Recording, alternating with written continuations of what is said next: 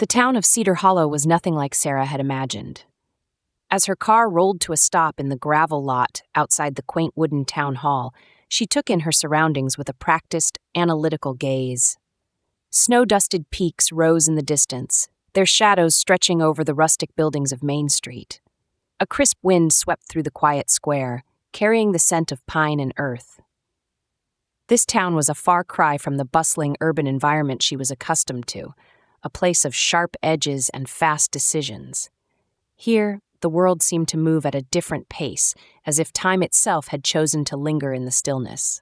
Her heels clicked against the creaky floorboards as she stepped into the town hall. The room was warm, a fireplace crackling in the corner, and the space smelled faintly of cedar and coffee. A group of 4 people stood near a long wooden table, their quiet conversation halting as Sarah entered. At the center of the group, a woman with silver-streaked hair and a welcoming smile stepped forward. "You must be Sarah Bennett," the woman said, extending her hand. "I'm Mayor Proctor. We're so grateful you've come all this way. We've been looking forward to your expertise." Sarah shook the mayor's hand firmly, giving a polite nod to the others in the room. "It's a pleasure to be here. I'm eager to get started." Mayor Proctor gestured toward the table. "We've prepared some materials for you: maps, geological reports, community surveys. But first, let me introduce you to someone who will be helping you navigate the terrain." The mayor stepped aside, and for the first time, Sarah noticed a tall man leaning casually against the edge of the table. He straightened as the mayor spoke, his broad shoulders seeming to fill the space around him. His dark hair was slightly tousled, as though the wind hadn't quite let him go, and his warm brown eyes held an easy kindness. "This is Daniel Hart," the mayor said. "Our local paramedic and something of an expert when it comes to the caves. He's been exploring them since he was a teenager." Daniel extended his hand, his palm rough against Sarah's as they shook. "Pleasure to meet you, Sarah," he said, his voice calm and steady. "I hear we'll be spending some time underground together." "Looks like it," Sarah replied, her tone brisk but polite. His air of relaxed confidence caught her off guard, though she quickly reminded herself that this was just another project. Another assignment. "I'll do my best not to slow you down." He grinned, a flash of humor lighting his expression. "Part of my job is making sure people don't get lost down there. You'll be in good hands."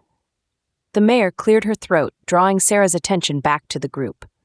"We believe these caves could hold resources that would bring much-needed jobs and investment to Cedar Hollow, but we need to be sure about the risks, the opportunities, everything. That's where you come in." Sarah nodded, glancing at the maps spread across the table. Lines and contours marked the hidden world beneath the mountains, a labyrinth of possibilities waiting to be unraveled. She could feel the weight of the town's hopes pressing on her, though she refused to let it show. "Let's get started," she said, her voice steady. But as she caught Daniel's gaze again, a flicker of something unfamiliar sparked within her, an awareness she couldn't quite place. Shaking it off, she turned her attention to the task at hand. This was just another assignment, she told herself. Nothing more. The trees whispered softly in the mountain breeze as Sarah adjusted her grip on her bag and trudged up the rocky trail toward the cave entrance. Daniel walked a few paces ahead, his boots crunching on the uneven ground. She could see the ease in his movements, the way he instinctively chose the right footing, as if the terrain were an old friend. She, on the other hand, stumbled more than once, muttering to herself as she tried to keep up. "Careful there," Daniel called back, glancing over his shoulder with a grin. "This path can be tricky if you're not used to it." "I'm fine," Sarah replied, brushing off his concern. She wasn't about to let him think she couldn't handle herself. Her focus shifted back to the trail until a sharp, high-pitched yelp broke through the quiet. Daniel stopped abruptly, his body tensing. "Did you hear that?" Sarah paused beside him, her pulse quickening. "What was it?" "Sounds like a dog." His voice was already edged with urgency as he scanned the area, his sharp gaze narrowing on a cluster of boulders near the cave entrance. Without hesitation, he started toward the sound. "Wait," Sarah called after him, but he was already moving quickly, navigating the rocks with practiced ease. She hesitated for a moment, then cursed under her breath and followed. They found the source of the sound behind one of the larger boulders, a small, scruffy dog lying on its side, one hind leg twisted at an unnatural angle. Its fur was matted with dirt, and its wide, frightened eyes darted between them. "Oh no," Sarah murmured, kneeling instinctively beside the animal. She'd never been much of a dog person, but something about the creature's helplessness tugged at her. It let out a weak whimper as she reached a hand toward it. "Careful," Daniel warned gently as he crouched opposite her. "It's hurt, and it might snap out of fear." "I know," Sarah said, her voice softer now. She moved slowly, letting the dog sniff her hand before she placed it lightly on its side. The animal trembled, but didn't pull away. Poor thing, how did it even end up out here? Could have gotten lost, or abandoned. Daniel's jaw tightened briefly, but he shook it off and focused on the task at hand. "I'll check the leg." He worked with practiced efficiency, his large hands surprisingly gentle as he examined the injury. Sarah watched him, impressed despite herself. There was a calmness about him, a steady assurance that seemed to extend even to the injured dog. "We'll need to splint it," he said after a moment. "I've got some supplies in my pack, but I'll need your help to hold him steady." "Tell me what to do," Sarah replied, her analytical mind already switching gears. For the next several minutes, they worked together in sync, Daniel guiding her through each step as they fashioned a makeshift splint from a sturdy stick and strips of fabric torn from his pack lining. The dog whimpered but didn't resist, as if sensing their intentions. When they were finished, Daniel sat back on his heels and let out a breath. "There, that should hold until we can get him to a vet." Sarah glanced up at him, brushing a strand of hair out of her face. "You've done this before, haven't you?" "Once or twice," he admitted with a small smile. His gaze lingered on her for a moment, and something unspoken passed between them. An acknowledgement of what they'd accomplished together, however small. The dog shifted, resting its head against Sarah's leg. She looked down and felt a surprising warmth spread through her chest. "I guess we should get him back to town." "Yeah," Daniel said, rising to his feet. He reached out a hand to her, and after a brief hesitation, she took it. His grip was steady and reassuring as he helped her up. As they started down the trail together, the injured dog cradled carefully in Daniel's arms. Sarah couldn't help but glance at him again. Maybe, she thought, he wasn't as much of a stranger to her as she'd assumed. The mouth of the cave loomed ahead, dark and yawning, a sharp contrast to the bright sunlight glinting off the rocky hillsides. Sarah adjusted the strap of her headlamp and tugged the cuffs of her jacket tighter around her wrists. Beside her, Daniel tested his flashlight, the beam slicing into the shadowy recesses of the entrance. "You ready?" he asked, his voice light but edged with a quiet seriousness. "As ready as I'll ever be," Sarah replied, trying to mask the flutter of nerves in her stomach. She had done her research, of course. She knew the depths they were about to enter weren't entirely unmapped, but textbook knowledge felt flimsy compared to the reality of the cave's looming presence. Daniel stepped forward first, his movements confident and measured. "Watch your footing near the entrance. It's slippery where the water pools." "I'll manage," Sarah said, though her boots skidded slightly on the damp stone as she followed him. She caught herself against the cave wall, the rough, cold surface sending a shiver through her. The sound of their footsteps echoed faintly in the enclosed space, mingling with the distant drip of water. The air was cooler inside, carrying a faint mineral tang. It was unlike any place Sarah had ever been. Still, ancient, and utterly indifferent to the two people now walking its paths. Daniel glanced over his shoulder. "Not too bad so far, right?" His grin was reassuring, but it also carried a hint of teasing. "It's fine," Sarah said briskly, sidestepping a shallow puddle. "Nothing I can't handle." "We'll see," he replied, his tone playful. "It gets tighter the deeper we go. Hope you're not claustrophobic." "I'm not," she said quickly, though the thought sparked an unwelcome flicker of doubt. She pushed it aside, focusing instead on the task at hand. "What's our first objective?" Daniel slowed to point at a narrow passage ahead. "That tunnel leads to a section with some of the most unique formations we've found. Stalactites, mineral deposits, things that could be important for your assessment. It's a bit tricky to navigate, though. We'll need to take it slow." "Understood," Sarah said, already pulling a small handheld map from her bag. She studied it under the glow of her headlamp, calculating their location and marking potential hazards. "I've got to say," Daniel said, watching her, "you don't waste any time." "I prefer efficiency," she replied without looking up. "There's a lot to analyze, and the more data I have, the better my recommendations will be." "Fair enough," he said, crouching to inspect a loose rock in their path. "But sometimes it's not just about analysis. You've got to feel the space too. Pay attention to what it's telling you." Sarah glanced at him, one brow arching. "Feel the space?" "It sounds strange, I know," he admitted. "But caves have a way of communicating. The air changes, the walls echo differently. It's all part of understanding them." She hesitated, unsure how to respond. It was an approach that clashed with her logic-driven mindset, but there was no denying the ease with which Daniel moved through the cave, as if he belonged there. "All right," she said after a moment, tucking the map away.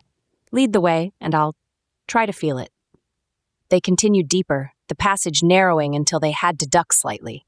Daniel pointed out subtle details as they went, the faint shimmer of calcite on the walls, the cool draft that signaled an unseen opening nearby.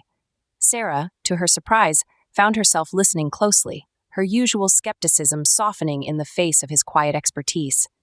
At one point, she misjudged her footing and slipped on a slick patch of stone.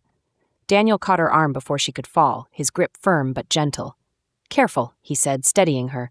"Thanks," she muttered, annoyed more at herself than him. "Hey," he said lightly, "even experts need a hand sometimes." She gave a small, reluctant smile. "I suppose." By the time they reached the chamber Daniel had mentioned, the tension between them had eased. Sarah knelt to examine a cluster of shimmering formations, while Daniel shone his flashlight across the ceiling, pointing out the delicate patterns etched by time. For the first time since arriving in Cedar Hollow, Sarah felt a flicker of something unfamiliar, an unspoken rhythm between her and Daniel, a balance between logic and intuition. As they packed up to return to the surface, Daniel glanced at her, his expression thoughtful. "You're not bad at this," he said. "Neither are you," Sarah replied, her tone lighter than before. For a moment, the cave felt less imposing, its shadows less vast. As they navigated their way out, side by side, Sarah couldn't help but think that maybe, just maybe, they worked better together than she'd expected. The air grew heavier as Sarah and Daniel ventured deeper into the cave system. Their headlamps cast narrow beams of light, illuminating the jagged walls and casting long, shifting shadows. It was colder here, the dampness clinging to their skin and seeping through their clothes. The ground underfoot had grown uneven, the once defined path giving way to loose rocks and narrow ledges. "Watch your step," Daniel said, his voice calm but noticeably quieter in the enclosed space. He glanced back at Sarah, who followed a few feet behind. She nodded, her lips pressed into a thin line of concentration. "I'm fine," she replied, brushing a strand of hair from her face. She adjusted the straps of her backpack, her fingers trembling slightly, though she wouldn't admit it. The faint claustrophobia she'd been denying earlier now loomed closer, but she pushed it aside. This was just another challenge, another set of variables. She could handle it. Daniel motioned for her to stop as they reached a narrow crevice. "Here's where it gets tricky," he said, crouching to peer through the tight passage ahead. The opening was barely wide enough for a single person to squeeze through. On the other side, the chamber expanded again, but the path between them was less than inviting. "You're kidding," Sarah said flatly, eyeing the crevice with skepticism. "It's tight, but it's doable," Daniel assured her, flashing her an encouraging smile. "You go sideways, keep your pack close to you, and move slowly. I'll go first to make sure it's clear." Before she could argue, he slipped through the opening with practiced ease, his movements fluid as if he'd done it 100 times. Sarah watched his headlamp disappear into the darkness beyond, leaving her alone with the silence. Her pulse quickened as she stared at the jagged stone walls of the crevice, her logical mind rattling off worst-case scenarios. What if it collapsed? What if she got stuck? She shook her head, forcing the thoughts away. "Sarah?" Daniel's voice echoed faintly from the other side. "You okay?"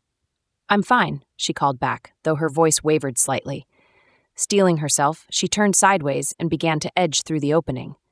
The cold stone pressed against her shoulders, and her backpack scraped against the wall, but she kept moving, her breaths shallow and deliberate. Halfway through, her foot slipped on a loose rock, and her heart leapt into her throat. She caught herself with one hand against the wall, but for a moment, panic flared in her chest, hot and unwelcome. "Sarah, take it slow," Daniel said, his voice steady and grounding. "You're almost through." "I know," she snapped, more out of frustration with herself than him. Gritting her teeth, she pushed forward, and a moment later, she stumbled into the open space where Daniel stood waiting. Her knees felt unsteady, but she straightened quickly, brushing off the moment as best she could. Daniel's eyes searched her face, his brow furrowed with concern. "You all right?" "I said I'm fine," she replied curtly, adjusting her pack. But her voice softened as she added, "Thanks." He didn't press further, only nodded before turning to survey the chamber ahead. The space was wider here, the ceiling rising into darkness beyond the reach of their headlamps. Stalactites hung like jagged teeth, and the ground was slick with a thin layer of water. Daniel pointed to a narrow ledge along one side of the chamber. "We'll need to stay on that path. The center looks unstable. See how the water pools and the rock dips? Could be a sinkhole." Sarah nodded, already pulling out her map and marking the area. "Good observation," she said, her tone professional again. "Let's stick to the perimeter." They moved carefully, Daniel leading the way and testing each step before signaling for Sarah to follow. The ledge was uneven and slick, and at one point, a chunk of rock crumbled under Daniel's boot. He steadied himself against the wall and glanced back. "Stay close to the inside edge," he warned. Sarah followed his advice, her sharp gaze scanning the path ahead. They worked in unspoken coordination, Daniel assessing the physical risks, Sarah mentally mapping their progress and noting potential hazards. Halfway across, a low rumble echoed through the chamber, a deep vibration that sent a shiver down Sarah's spine. She froze, her hand instinctively gripping the wall. "What was that?" she asked, her voice hushed. Daniel frowned, his eyes darting to the ceiling. "Could be a minor rock shift," he said, though his tone carried a note of unease. "We need to keep moving." They quickened their pace without rushing, their movements careful but deliberate. The rumble subsided, leaving an eerie silence in its wake. As they reached the far end of the chamber, the ledge widened into a stable platform, and both of them exhaled in relief. Daniel turned to Sarah, his expression tinged with admiration. "You handled that well," he said. She gave him a wry look. "I wouldn't call almost panicking handling it well." "You didn't panic," he said firmly. "You kept moving. That's what matters." For the first time, Sarah allowed herself a small smile. "Thanks," she said quietly. Daniel nodded, then gestured to the passage ahead. "Ready for the next challenge?" She rolled her shoulders, the tension easing slightly. "Lead the way." As they moved forward, Sarah couldn't help but feel a flicker of respect for Daniel.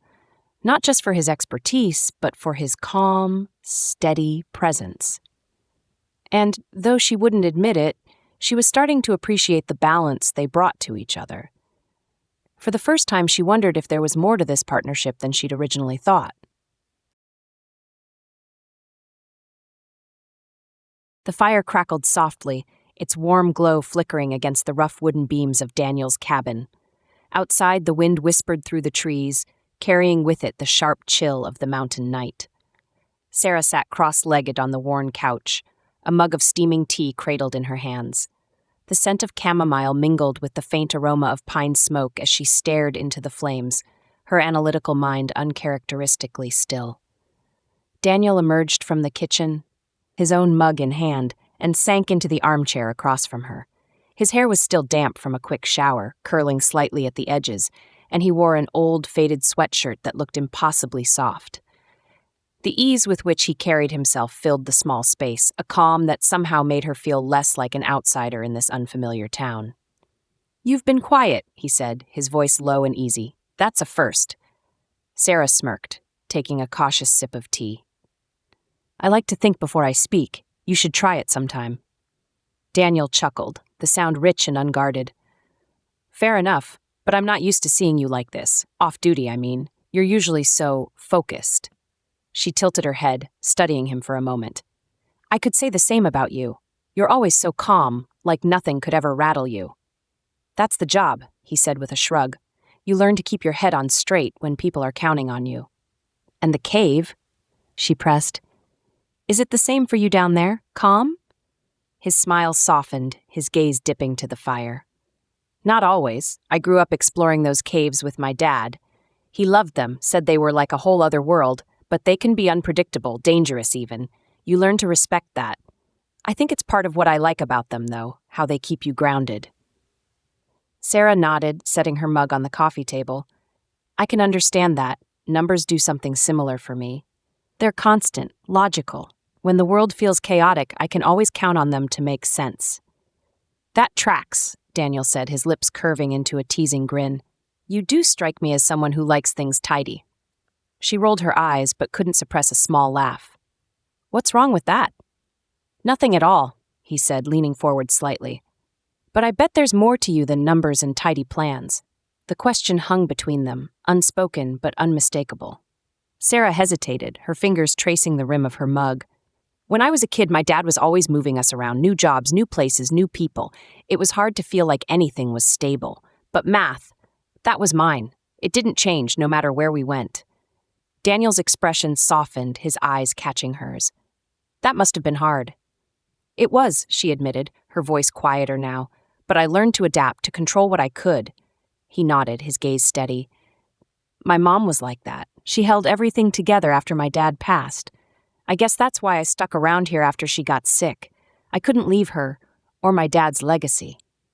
For a moment, they sat in shared silence, the weight of their words filling the space between them. When Sarah spoke again, her tone was lighter, almost playful. So, you're a caregiver and a cave whisperer. What other talents are you hiding? Daniel laughed, the sound warming the cold edges of the room. I make a mean blueberry pancake. You? I'm excellent at proving people wrong, she said with mock seriousness. I believe that, he said, his grin lingering, but you might have to prove it someday. Maybe I will, she replied, a hint of challenge in her voice. As the fire crackled and the minutes stretched into hours, Sarah realized something surprising. The space between them, both literal and figurative, felt smaller now. The quiet chemistry building in the room was undeniable, pulling her toward him in a way she couldn't entirely explain. For once, she didn't try. The soft hum of voices filled the town's only cafe, a cozy, dimly lit space where Sarah had come to review her notes after another long day exploring the caves. She sat at a corner table, her laptop open, and a half-empty coffee cup beside her. Outside the window, the mountains were painted in the fiery hues of sunset. It should have been a peaceful moment, but her chest felt tight. Her phone buzzed on the table. Without looking, she already knew who it was, a reminder she had been avoiding all day. With a resigned sigh, she picked it up and opened the email. The subject line read, "Final details for your transition to Geneva." Her stomach twisted as her eyes scanned the message. It was from her future supervisor at the International Economic Forum, confirming the logistics for her upcoming position. The prestigious role she'd worked so hard to secure. The role she'd promised her mentor she'd take. Her fingers hovered over the phone screen as her mind replayed the last few weeks in Cedar Hollow. The quiet rhythm of the town, the rush of adrenaline in the caves, the unexpected warmth she felt whenever Daniel smiled at her. She shook her head, trying to focus. This was everything she'd wanted. Stability, recognition, purpose. But why did it feel like the ground was shifting beneath her? Bad news? Daniel's easy voice startled her, and she looked up to see him standing by her table, a to-go cup in one hand. His brown eyes softened as they met her startled gaze. No, just... She hesitated, setting the phone face down on the table. Work stuff. He pulled out the chair across from her without asking and sat down, his presence grounding. You don't look like it's just work stuff. She gave a tight smile, hoping he didn't see the conflict in her eyes. It's nothing. Just a reminder about my next assignment. In Geneva. The words hung between them, heavy and unspoken for a moment too long. Daniel's expression shifted, his smile fading. You're leaving, he said softly, more a statement than a question. This is temporary, she said, her voice firmer than she felt. It always was. He nodded, but his eyes carried the weight of something unsaid. I guess I forgot that for a minute. Sarah opened her mouth to respond, but no words came. The tension pressed down on her, and for the first time, she realized how much harder leaving would feel now. The soft creak of the porch swing was the only sound as Daniel sat with his father's old notebook resting on his lap. The air was crisp and cool, the faint scent of wood smoke drifting from a neighbor's chimney. Above him, the stars spread out like 1,000 pinpricks of light, unblemished by the haze of city life. This porch, with its peeling white paint and the sturdy swing his dad had built years ago, had always been a place of reflection. Tonight, it felt heavier than usual. He turned the pages of the notebook absent-mindedly, his father's handwriting looping and angular, notes scrawled in the margins about cave temperatures, soil samples, and mineral formations. His father had loved the caves, just as much as Daniel did, maybe more. Growing up, those underground passages had been their playground, and later, their connection, long after his father's health had started to decline. A pang of guilt tightened in his chest as he thought about the man sleeping inside the house, the slow strain of illness evident in every wheezing breath. Daniel leaned back, letting the swing move gently beneath him. He had always told himself this was where he was needed most. Staying in Cedar Hollow wasn't just an obligation, it was a promise. To his dad's memory, to his mom, who had asked him on her deathbed to look after his father, to the community that had shaped him. But now it all felt more complicated. He thought of Sarah, the way the corner of her mouth would quirk upward when she finally let herself laugh, the way her analytical mind often clashed with her unexpected warmth, the quiet empathy she tried to hide under layers of efficiency. She wasn't like anyone he'd ever met. He hadn't expected her to matter so much. Not in just a few weeks. But she did. And she was leaving. Daniel closed the notebook, the thump of the cover breaking the heavy silence. He ran a hand through his hair, the weight of his thoughts pressing down on him. He had spent his whole life holding things together, being the steady one. But was it selfish to admit that he wanted something else? Someone else? The voice in his head sounded like his mother's, gentle but firm. You don't get to put yourself first, Danny, not when family needs you. And she was right, his father depended on him. The town depended on him too. He couldn't just walk away, not even for someone like Sarah. But the thought of her leaving, of her stepping onto a plane and disappearing into a world where he would just be a memory, he didn't know how to reconcile that either. He dropped his head into his hands, elbows resting on his knees. The ache in his chest felt impossible to shake. The creak of the swing slowed, the cool night air wrapping around him. He glanced through the window, where the soft glow of the living room lamp illuminated his father's profile, peaceful in sleep. Daniel took a deep breath and closed his eyes. He wasn't sure how to move forward, how to keep both his heart and his promises intact. All he knew was that something had to give. And soon. The sound came first, a distant, low rumble that reverberated through the cave walls, barely perceptible at first, but growing steadily louder. Sarah paused mid-step, her pulse quickening.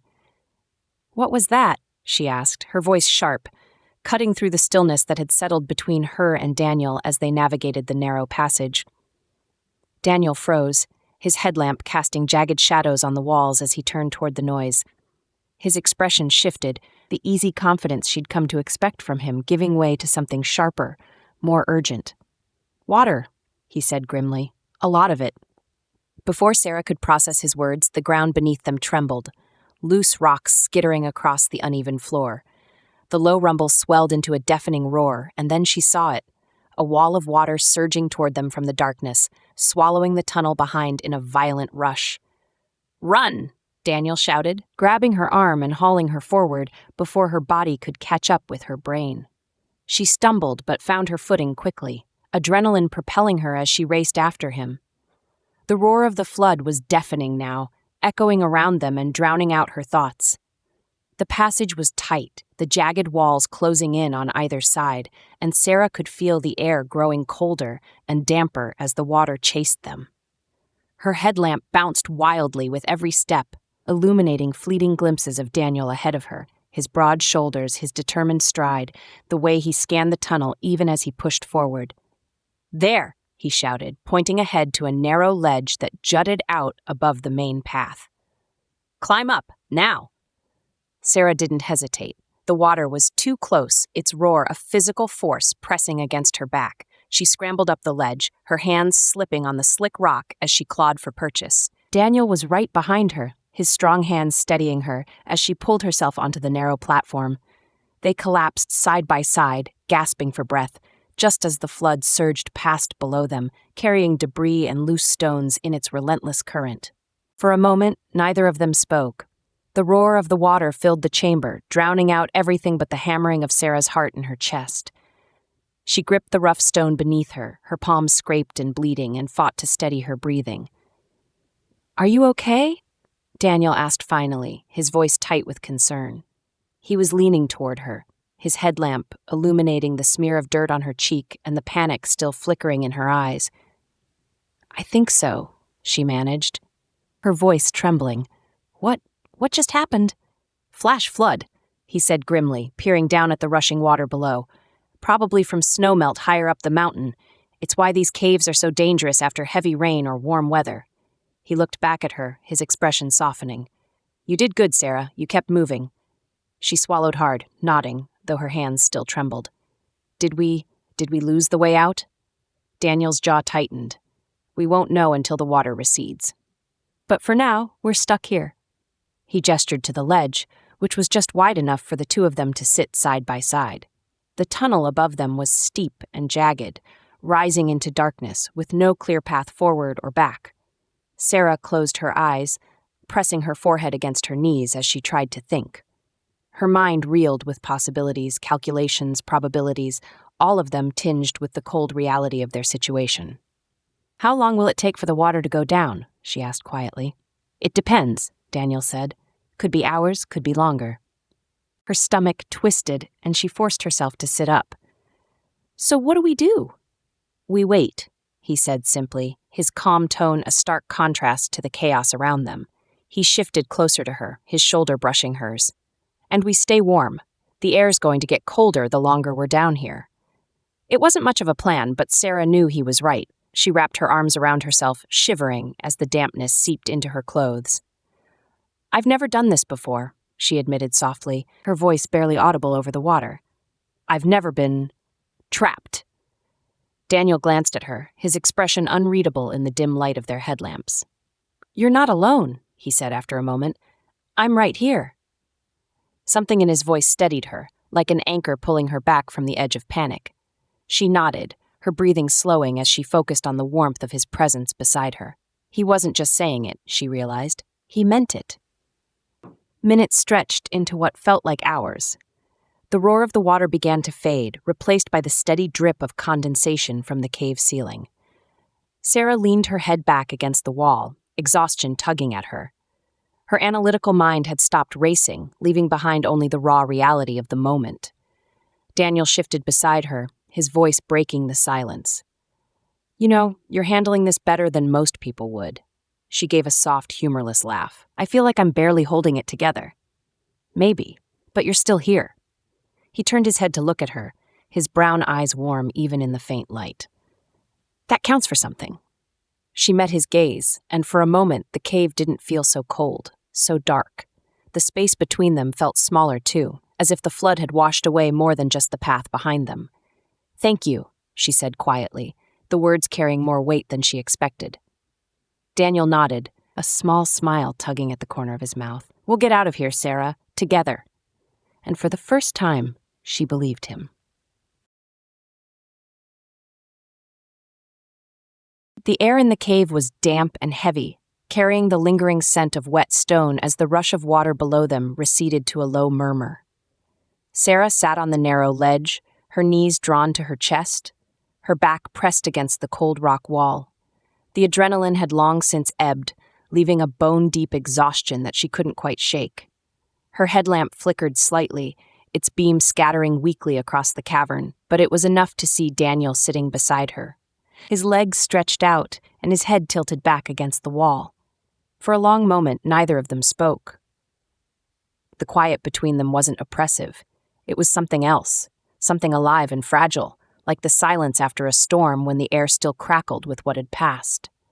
Sarah glanced sideways at Daniel, his profile illuminated in the faint, bluish light of his headlamp.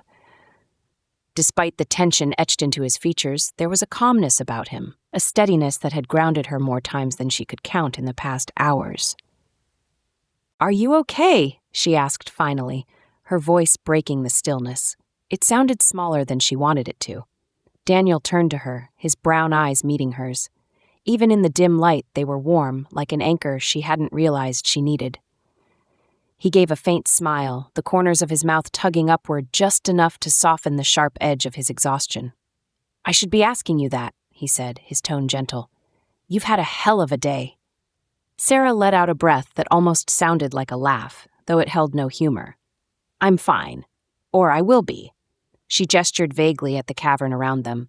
"Once we're out of here." "We will be," Daniel said with quiet certainty. "The water's already dropping, just a matter of time." She nodded, her gaze dropping to the scratched, bloodied palms resting on her knees. The weight of everything, her career, her fears, this town, and him, pressed down on her in a way she wasn't sure she could untangle. "I thought," she hesitated, her throat tightening. "I really thought for a second that we weren't going to make it, that the flood was going to—" She trailed off, unable to say it. Daniel shifted closer, his knee brushing against hers. "But we did," he said softly. "We're here, together." The last word lingered in the air between them, wrapping itself around Sarah in a way that both comforted and terrified her. She forced herself to look at him again, his face so close now that she could see the faint scruff along his jaw, the way his hair fell messily onto his forehead. There was something in his expression, something raw and unguarded, that made her chest tighten. "Daniel," she began, her voice unsteady, "I don't know how you do it. Stay so calm, even when everything's falling apart."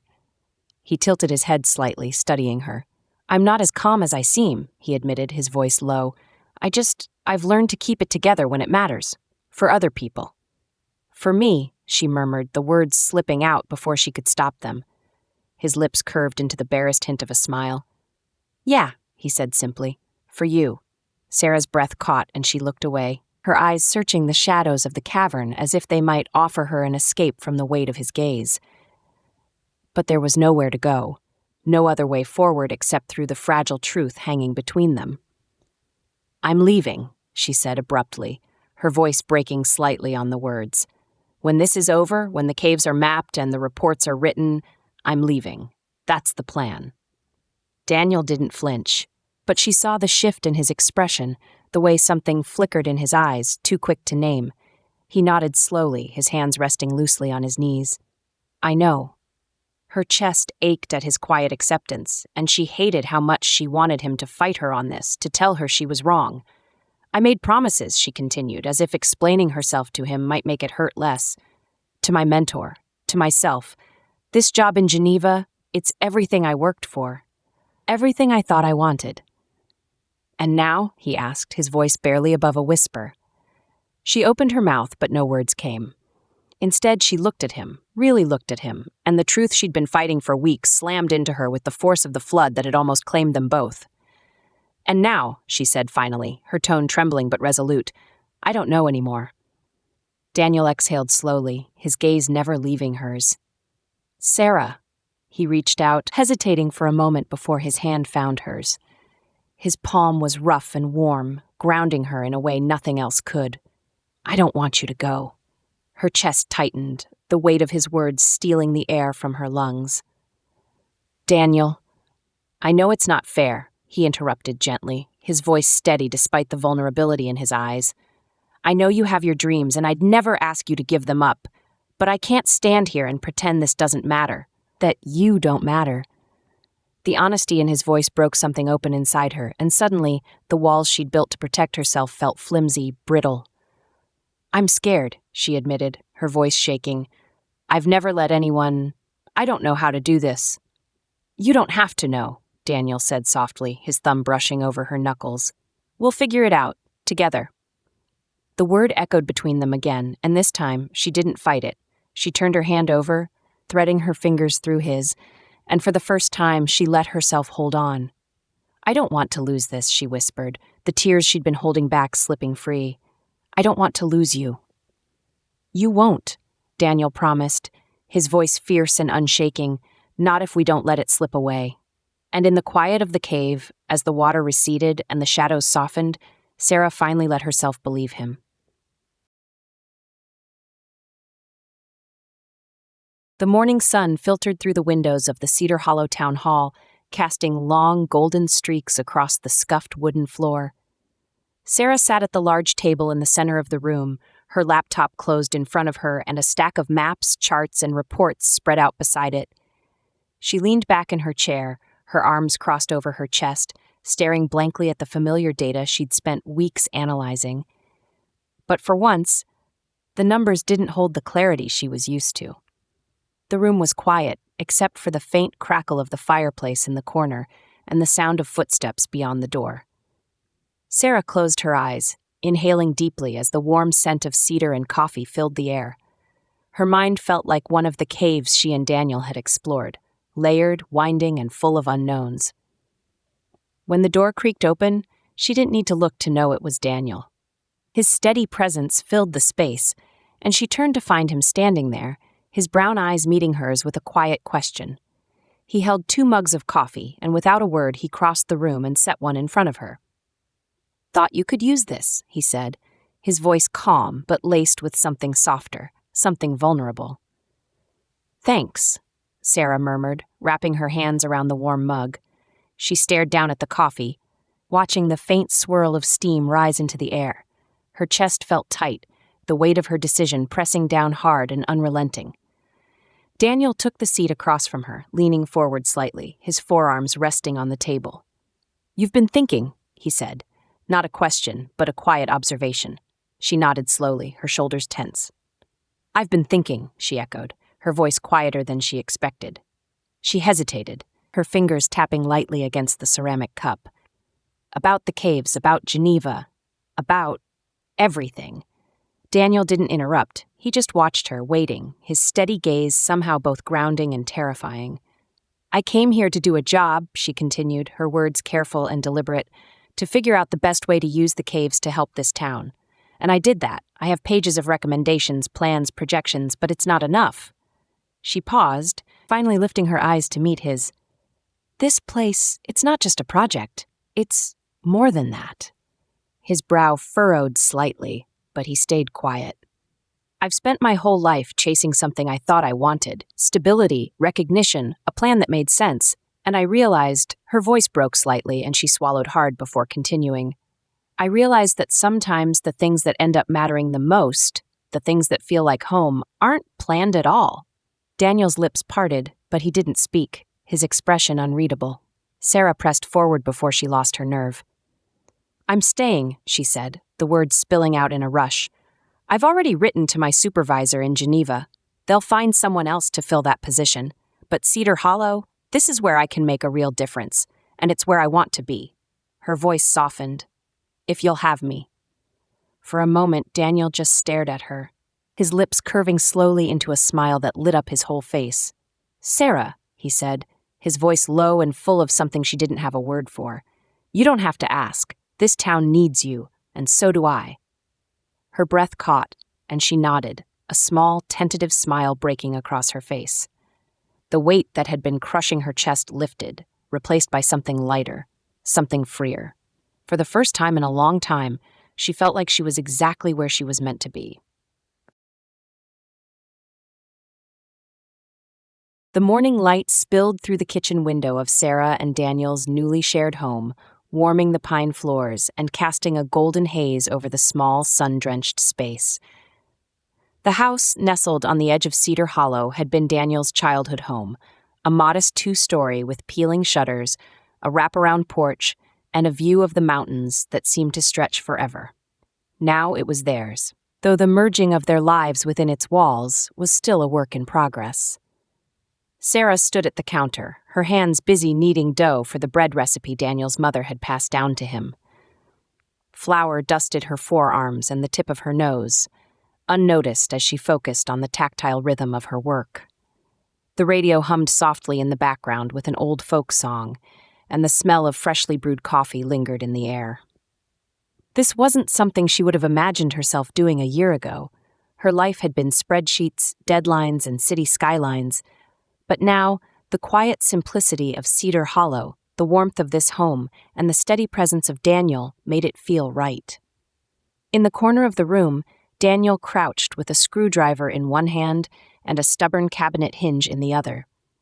His sweatshirt hung loosely from his broad shoulders as he worked, his brow furrowed in concentration. The cabinet door had been sticking for months, and though Sarah had joked about hiring someone to fix it, Daniel had insisted.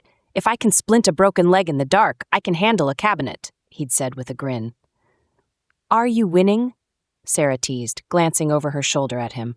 A lock of her hair had escaped her messy bun, curling against her cheek. Daniel leaned back on his heels and gave the cabinet door an experimental tug. It creaked but opened smoothly. "Victory?" he declared, wiping his hands on his jeans before standing. "You doubted me?" "Always," Sarah replied, her lips curving into a playful smile. "It keeps you sharp." He crossed the room and leaned against the counter beside her, watching as she shaped the dough into neat rounds. "You're getting good at this," he said, a hint of pride in his voice. "Don't sound so surprised," she retorted, nudging him with her elbow. "I'm a quick study." "Of course you are," Daniel said. His tone softer now, he reached up, brushing the flour from her nose with his thumb, his touch so natural it made her heart trip. "I'm impressed, though. You're not just good with numbers." Sarah paused, meeting his gaze, and for a moment the rest of the world fell away. There was something in his eyes, steady, unwavering, that reminded her of why she'd stayed.